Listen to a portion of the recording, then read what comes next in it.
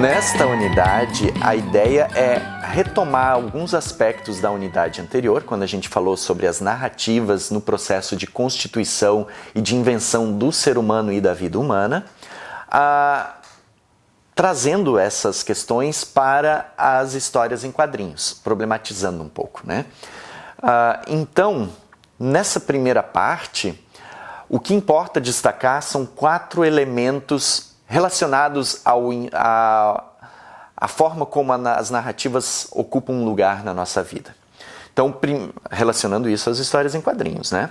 Então, o primeiro aspecto é o fato de que as histórias em quadrinhos, na sua qualidade de histórias, elas trazem sempre uma representação dos valores de uma sociedade, os valores da sociedade. E aí é interessante uma observação realizada pelo Nildo Viana, dizendo de quais são esses valores. E muitas vezes, na maioria das vezes, sobretudo em quadrinhos mainstream, são os valores da classe dominante. Os valores que a classe dominante consideram como mais elevados para a organização social, né?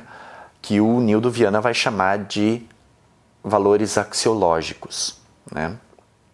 Então a gente tem que considerar, quando a gente vai analisar uma história em quadrinhos, quais são os valores que estão sendo representados lá, né? Um exemplo bem curioso, assim, se a gente for lembrar do filme do Homem-Aranha, o primeiro deles, lá dirigido por Sam Raimi, a gente tem ali, quando o Peter Parker quer impressionar a Mary Jane, né, ele ganha os poderes e tudo mais, ele pensa, eu tenho que comprar um carro. E aí ele começa a imaginar, assim, tem a cena ele imaginando comprar um carro, conquistando a Mary Jane e tudo mais. Ou seja, ali naquela cena já ilustra quais são os valores estimados por aquela sociedade. Não os valores em si da sociedade, mas aqueles que são propagados por uma elite pensante ou uma classe dominante, né? Ou seja, a ideia de que carro é igual a sucesso, carro pega a garota ou pega a guri, né? Então essa coisa toda. Então, o primeiro aspecto é considerar a questão dos valores que estão representados nas histórias em quadrinhos. O segundo que a gente tem que ter em mente é a questão do impacto. Por todas as razões que a gente falou no capítulo anterior sobre as histórias de ficção, a gente tem que considerar que a leitura de uma história em quadrinhos, ela causa um impacto no processo de formação ou constituição de si mesmo da pessoa que está lendo, né? O terceiro aspecto importante que a gente tem que considerar quando vai olhar para uma história em quadrinhos é a questão da intencionalidade, né? A gente já falou sobre isso em outros momentos, mas é importante ter claro que tudo tem uma intencionalidade. E isso funciona também nas histórias em quadrinhos. Até mesmo nesse vídeo aqui, né? Se eu estou falando agora para vocês, eu tenho uma intencionalidade. A forma como essa cadeira está posicionada foi pensada. A forma como as luzes aqui atrás, que vocês não podem ver, mas que estão aqui, estão posicionadas, tem uma intencionalidade. O fundo verde, que não está verde agora, mas pode, quem sabe, estar verde rapidinho. E agora, voltamos para o nosso fundo. Tem uma intencionalidade. A escolha desses banners que estão aqui no lado para definir essa unidade foi pensada.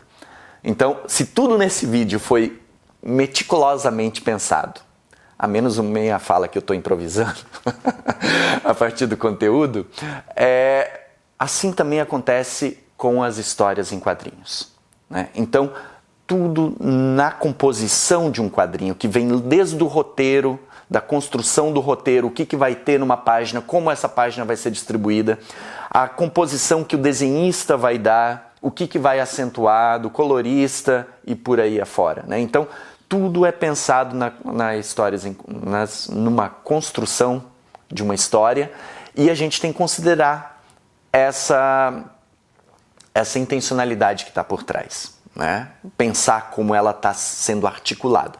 Também naqueles diferentes níveis que eu disse, acho que lá na unidade 1.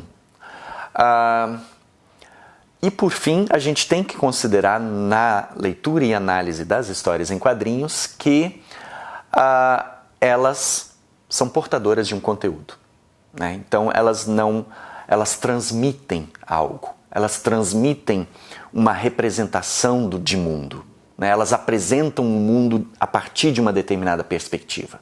E olhar para esse conteúdo a partir da nossa especificidade, da ciência ou da área do saber na qual nos encontramos, se torna um dos pontos-chave para a leitura e interpretação das histórias em quadrinhos. Um outro aspecto importante nessa direção é considerar o fato de que as histórias em quadrinhos elas usam majoritariamente uma iconografia visual como forma de linguagem predominante. E aí importa a nós olharmos a essas histórias a partir de como essa iconografia visual é construída, né? Scott McCloud e também Will Eisner vai dizer nas obras deles que frequentemente para uma história ser facilmente assimilada ou poder comunicar facilmente, a gente vai fazer o uso de estereótipos. Mesmo que em algumas circunstâncias a gente possa romper com esses estereótipos. Mas, basicamente, a gente vai usar estereótipos ou imagens que estão no nosso imaginário comum para transmitir a ideia rapidamente. Então, a gente tem que considerar também esse aspecto da iconografia visual para buscar identificar o que ela está efetivamente comunicando sobre nós mesmos. E, por fim, é importante a gente também considerar, que é o tema ainda dessa terceira unidade, o fato de que histórias em quadrinhos são também invocações da vida. Elas são histórias ficcionais, elas são histórias, né?